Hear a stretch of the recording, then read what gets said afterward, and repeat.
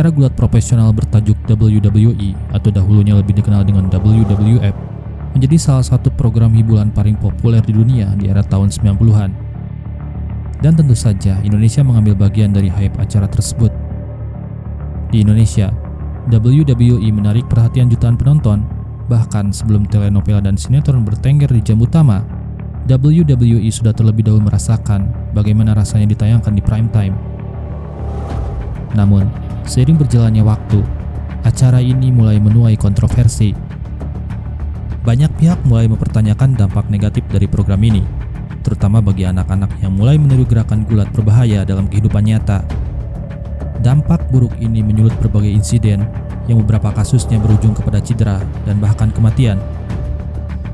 Atas dasar itu semua, jam tayang acara ini kemudian dipindahkan ke larut malam sebelum akhirnya diberlakukan pelarangan total. Di balik fenomena tersebut, nama Chris Benoit bersinar sebagai salah satu pegulat terbaik WWE pada masa itu. Beberapa dari kita mungkin tidak asing dengan nama ini. Dijuluki dengan The Rabbit Wolverine, Benoit adalah sosok yang beberapa kali menyabet sabuk juara WWE. Dan hal ini menunjukkan betapa mendominasinya ia dalam ajang ini. Namun, di balik kesuksesannya di dunia gulat, terdapat sisi gelap yang tidak banyak diketahui oleh publik.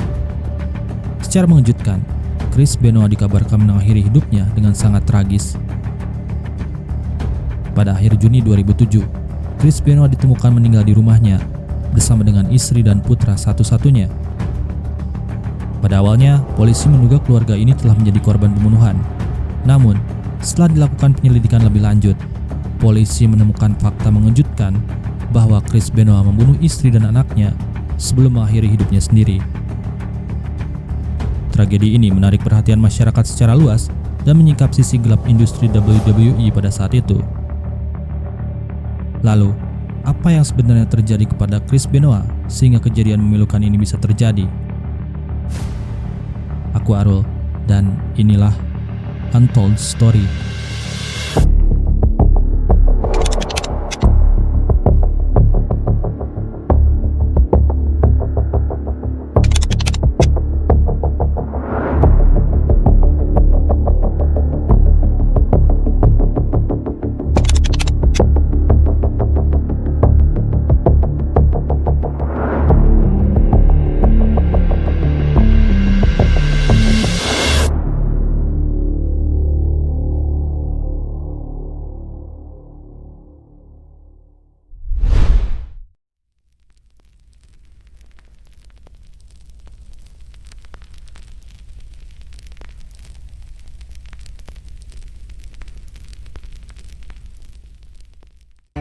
Christopher Michael Benoit lahir pada tanggal 21 Mei 1967 di Montreal, Quebec, Kanada. Ia adalah putra dari Michael dan Margaret Benoit. Keluarganya berasal dari kelas menengah. Ayahnya merupakan seorang teknisi, sementara ibunya merupakan ibu rumah tangga biasa. Pada saat Benoit masih kecil, keluarganya pindah dari Montreal menuju Edmonton yang pada saat itu merupakan salah satu pusat industri di Kanada. Disinilah Benoit kemudian berkenalan dengan olahraga gulat. Dari usia muda, Chris memang sudah terlihat memiliki ketertarikan pada olahraga, dan semua itu mengerucut kepada gulat melalui promosi Stampede Wrestling yang kerap kali Benoit lihat pada tayangan televisi. Dan bagaikan gayung bersambut, ternyata Edmonton berada dekat dengan Calgary, tempat Stampede Wrestling beroperasi. Stampede Wrestling merupakan salah satu promosi gulat paling berpengaruh di Kanada selama era 70-an hingga 80-an yang dimiliki oleh Stu Hart, yang merupakan salah satu promotor gulat paling terkenal dan berpengaruh dalam sejarah gulat profesional. Melalui Stampede Wrestling, lahir banyak sekali pegulat terkenal dunia, termasuk Chris Jericho dan anggota keluarga Hart sendiri, yakni Bret Hart dan Owen Hart. Chris Benoit sendiri kemudian bergabung dengan Stampede Wrestling pada usia 18 tahun melalui rekomendasi salah satu komunitas gulat lokal. Sebagai murid, Chris Benoit menunjukkan kedisiplinan dan kerja keras yang luar biasa.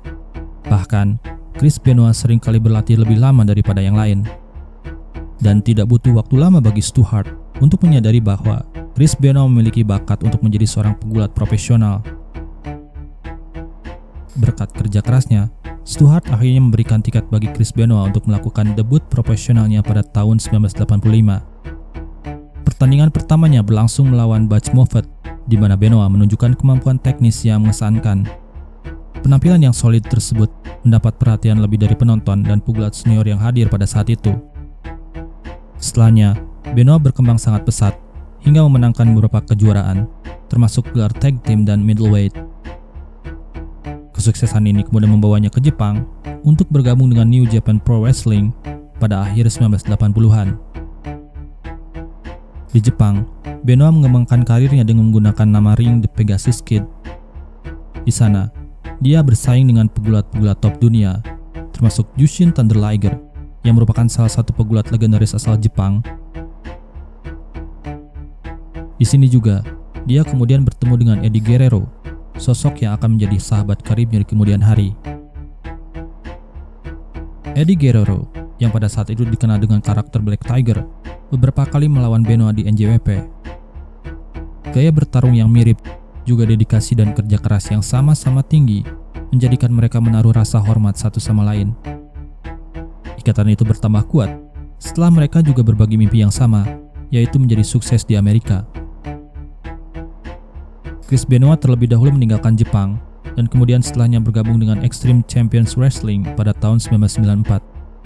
Sementara Eddie Guerrero kembali ke tempat asalnya Meksiko sebelum akhirnya menyusul Chris Benoit. Kebersamaan mereka berlanjut setelah dua-duanya bergabung dengan WCW pada tahun 1995. Benoit kemudian bergabung dengan grup Four Horsemen yang legendaris dan memenangkan beberapa gelar-gelar penting, termasuk WCW United States Championship. Sementara itu, Eddie Guerrero menjadi petarung utama di divisi Cruiserweight, bersaing melawan Rey Mysterio, Dean Malenko, dan Chris Jericho. Eddie juga membentuk Latino World Order untuk menunjukkan kebanggaannya sebagai pegulat Meksiko. Tetapi, politik backstage WCW yang sangat kental senioritasnya membuat karir Chris Benoit dan Eddie Guerrero stagnan. Dan atas dasar itu semua, keduanya kemudian memutuskan untuk meninggalkan WCW dan bergabung dengan WWE pada tahun 2000. Bersama dengan Dean Malenko dan Perry Saturn, mereka kemudian membuat grup bernama The Radicals dan membuat debut di WWE pada tahun 2000. Meskipun debut mereka sebagai grup mendapat perhatian yang besar, tetapi perjalanan karir individu Chris Benoit dan Eddie Guerrero yang membawa mereka ke puncak dunia gulat. Di awal pencapaiannya, Eddie memenangkan gelar European Championship atas Chris Jericho pada April tahun 2000. Walau karirnya sempat terhenti karena masalah kecanduan obat pada tahun 2001, tetapi Eddie mampu bangkit dan kembali ke ring WWE pada tahun 2002. Eddie kemudian membentuk duo Los Guerreros bersama sepupunya Chapo Guerrero dan mengambil peran penting dalam divisi tag team. Puncak karirnya terjadi pada 15 Februari 2004 setelah Eddie mampu mengalahkan Brock Lesnar dalam No Way Out untuk memenangkan WWE Championship yang merupakan gelar tertinggi di WWE. Tak kalah dari Eddie Guerrero, menandai puncak karirnya di tanggal 14 Maret 2004, tepat 1 bulan setelah Eddie memenangkan WWE Championship. Pada WrestleMania 20, Chris Benoit mengalahkan Triple H dan Shawn Michaels dalam pertandingan Triple Threat untuk memenangkan World Heavyweight Championship. Momen emosional terjadi sesaat setelahnya ketika Eddie Guerrero bergabung untuk merayakan kemenangan Chris Benoit di ring. Suatu momen yang akan selalu dikenang sebagai salah satu peristiwa terbaik dalam sejarah WWE. Dua orang sahabat yang sama-sama mulai dari bawah, kemudian hari itu berdiri bersama di puncak karirnya sebagai juara dunia.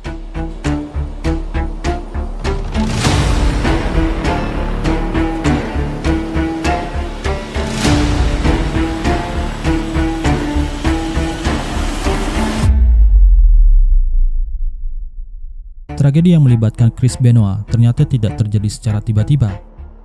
Hal itu merupakan bom waktu yang mengakumulasi peristiwa yang terjadi sebelumnya. Tidak banyak orang tahu, di balik kegemilangan karir Chris Benoit, kehidupan pribadinya tidak berjalan dengan baik. Pada tahun 2000, Chris Benoit menikah dengan Nancy Tofoloni, yang sebelumnya dikenal di dunia gulat profesional dengan nama panggung Woman. Nancy adalah seorang manajer dan persona karismatik yang banyak menampingi pegulat top di WCW. Nancy pertama kali bertemu Benoit dalam suatu storyline WCW, dan tidak butuh waktu lama untuk merubah hubungan profesional mereka menjadi hubungan pribadi. Pasangan ini kemudian menikah dan memiliki seorang putra bernama Daniel pada tahun 2000. Awalnya, rumah tangga mereka berjalan harmonis, tapi seiring berjalannya waktu, perselisihan semakin sering terjadi di antara mereka. Nancy bahkan pernah mengajukan gugatan cerai pada tahun 2003, mengutip kekerasan dalam rumah tangga sebagai alasannya. Namun, dengan alasan yang tidak diketahui, gugatan itu kemudian dicabut dengan kemungkinan pasangan ini berusaha memperbaiki hubungan mereka. Meskipun begitu, ketegangan terus membayangi pernikahan mereka, dan hal ini disebut memberikan tekanan besar bagi emosional Benoit selain dari apa yang dia dapat dari beban pekerjaannya. Beban mental Benoit memuncak setelah Eddie Guerrero dinyatakan meninggal pada 13 November 2005. Awalnya, Eddie ditemukan tidak sadarkan diri di kamar hotelnya yang bertempat di Minnesota oleh keponakannya Chavo Guerrero. Para medis segera dipanggil, tetapi Eddie kemudian dinyatakan meninggal dunia di tempat kejadian. Setelahnya baru diketahui bahwa penyebab resmi dari kematiannya adalah gagal jantung akut.